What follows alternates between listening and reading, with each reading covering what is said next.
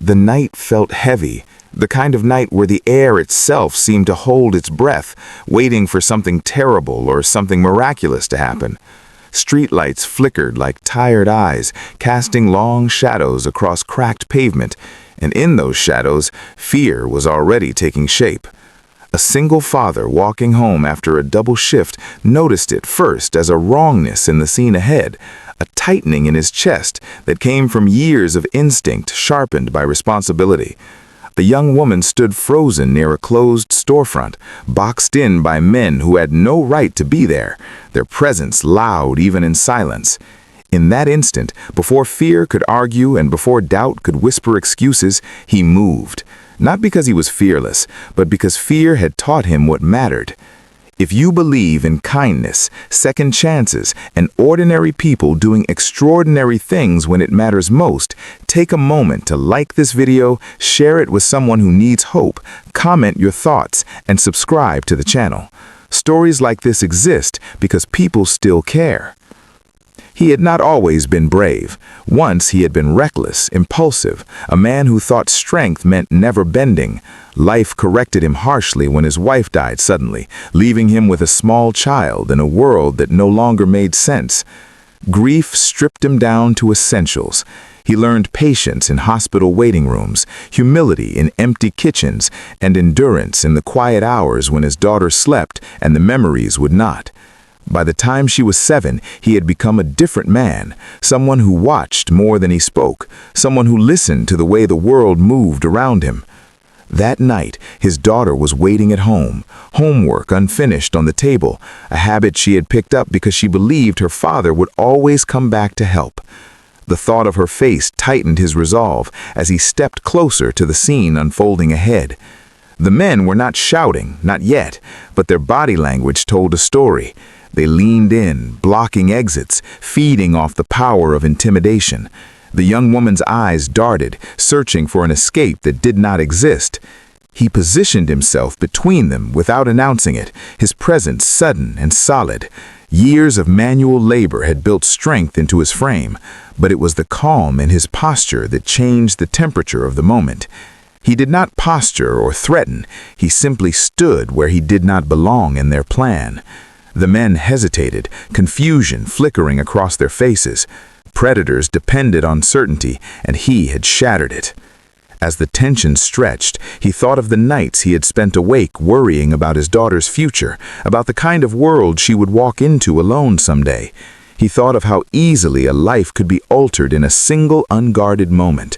That was when he forced them back, not with violence, but with authority born of purpose. He stepped forward, steady and unyielding, narrowing their space and widening hers. One by one they retreated, anger dissolving into caution, then into the embarrassment of being seen for what they were. When they finally melted into the darkness, the street seemed to exhale. The young woman remained still for a moment, as if unsure the danger was truly gone. He stayed until her breathing slowed, until the night reclaimed its ordinary sounds. He did not wait for thanks. He did not ask her name. He simply made sure she could walk away safely, then turned toward home, his heart pounding harder with each step as the delayed weight of what could have happened pressed in. At home, his daughter ran to him, arms wrapping around his waist, her warmth grounding him. He tucked her in that night with extra care, smoothing her hair, promising himself that if he could protect even one person from fear, then the hardships he carried had meaning. Sleep came late, interrupted by images of the night, but when morning arrived, so did routine, and life continued as it always did. Days later, the ripple began. A coworker mentioned a post online about a man who stepped in when it mattered. A neighbor nodded with new respect. The city, so often indifferent, had noticed. What he did not know was that the young woman had not simply walked away. She carried the moment with her, turning it over, finding courage in it. She told her story not to seek attention, but to remind herself that goodness existed even when fear said otherwise. Weeks passed and winter crept closer. One evening, as he waited outside his daughter's school, he noticed the same young woman across the street, her posture different now, stronger. She approached slowly, careful not to startle him, gratitude written plainly on her face. She did not speak much, but her eyes said enough. In that brief exchange, something shifted for both of them. He realized that saving someone did not end when the danger passed. It continued in the way lives intersected afterwards, quietly, meaningfully. Their paths crossed again through coincidence and then intention. She volunteered at the community center where his daughter attended after-school programs. He helped repair broken fixtures, unable to refuse when asked. They spoke about loss, about fear, about the strange ways courage appeared. Each meeting added a thread to a bond neither of them had expected. The community center became a place of subtle healing. Children's laughter echoed off peeling walls, and hope lived in the smallest details, in shared meals and donated books. The single father watched his daughter thrive there, her confidence growing as she found mentors and friends. He noticed how the young woman guided the kids with patience, how she listened to their stories as if they mattered, because they did. It reminded him of the version of himself he had almost lost to grief. He learned more about her through fragments. She had moved to the city chasing opportunity and found loneliness instead. The night they met had been one of many hard nights, but it could have been the last. She carried that knowledge carefully, letting it shape her without letting it harden her.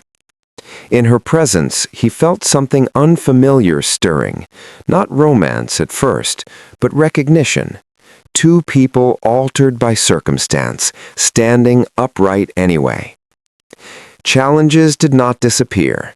Bills stacked up. His daughter struggled with questions about her mother that had no easy answers. The city tested them with its indifference. But there were moments of light, school projects completed together, shared laughter over burnt dinners, small victories that accumulated into something like peace. When trouble came again, it came quietly. Rumors spread about funding cuts to the community center. Programs were threatened. Kids who depended on that space faced losing it. The young woman took it personally, organizing meetings, writing letters, speaking to anyone who would listen. He supported her in the background, offering steady presence and practical help. Together, they rallied parents and volunteers, turning concern into action. The fight was exhausting. Rejection letters arrived. Promises were made and broken. Doubt crept in. He recognized that feeling too well, the sense that effort might not be enough.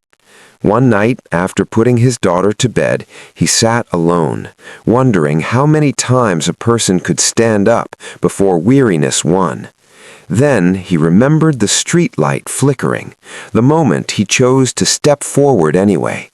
Choice mattered, even when outcomes were uncertain. The campaign gained traction unexpectedly. A local paper ran a feature on the center, highlighting the lives it touched. Donations followed. The center survived, battered but standing. Celebration was modest but heartfelt. Children danced in the gym, unaware of how close they had come to losing this haven. In the aftermath, something softened between him and the young woman. They shared longer conversations, lingering after events, speaking of future plans they had been afraid to imagine. His daughter noticed first, smiling knowingly, accepting the possibility of new happiness with a wisdom that surprised him. Spring arrived with cautious optimism. Trees budded along the streets that once felt threatening. The single father walked those streets differently now, aware of how a single moment could echo. He and the young woman grew closer, their connection built not on grand gestures, but on consistency and trust. His daughter flourished, secure in the knowledge that love did not vanish. It changed and returned in new forms. The city never became perfect. Danger did not disappear, but they had learned how to face it together. On the anniversary of the night that brought them together, they returned to that street, standing under the same flickering light. It no longer frightened them. It reminded them of resilience. If this story touched your heart, if it reminded you that courage can live in ordinary people and ordinary moments, please take a second to like this video, share it with someone who believes in humanity, and stay connected by subscribing. Just before we end, we have one special request for you. Comment below and tell us what you would have done in that moment, or share a time when someone stood up for you when you needed it most. The single dad never thought of himself as a hero. He was simply a father, a man shaped by loss and love, who chose to step forward when it counted. And sometimes that choice is enough to change more than one life.